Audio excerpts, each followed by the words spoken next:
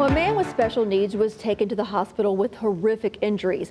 More than 6 months later, we still don't know exactly what happened. Tonight, a problem solvers investigation. Melissa Hippolyte examines the case of a young man named Trey Hope, what she's learned about the incident and the months leading up to it, and why one of his own family members is now behind bars.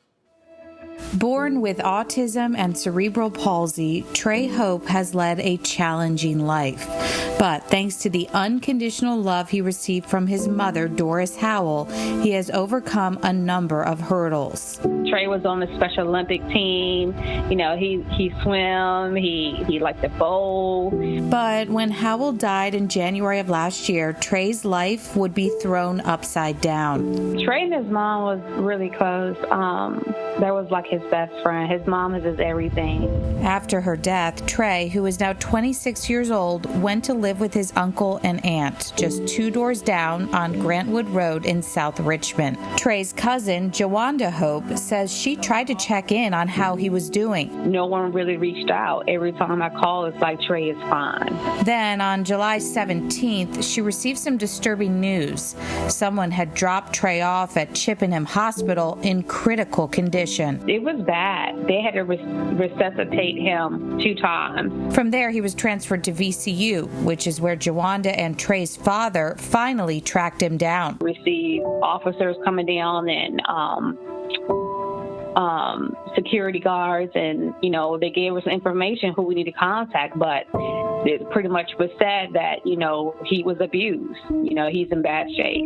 Soon they would learn the extent of his injuries. Broken skull, found out that he's deaf in one of his ears, can't walk when Trey used to run. It's just so much. Broken pelvis, ribs, shoulder blade, jawbone, missing teeth. It goes on and on and on and on. He suffered so much and still is suffering. For Jawanda, the news was shocking. Although Trey was nonverbal, she says he could feed himself, walk and run, and take a shower on his own before July 17th. Now he relies on a wheelchair and a feeding tube. Now he's afraid of the world. He's afraid of people, and that's not like Trey. I get sad, like, I'm so sorry. I'm sorry that this happened to you. So what happened to Trey? Earlier this month, Jawanda says she finally got some limited answers when a grand jury indicted Trey's aunt, Tori Nicole Jackson Hope, charging her with 2 counts of abuse and neglect. We're moving forward for justice, and I'm all about getting justice for Trey, and not just for Trey, but for all individuals who are blind, that's deaf or nonverbal like Trey, because it's unfair. And yet, it's still unclear exactly how he was hurt so badly.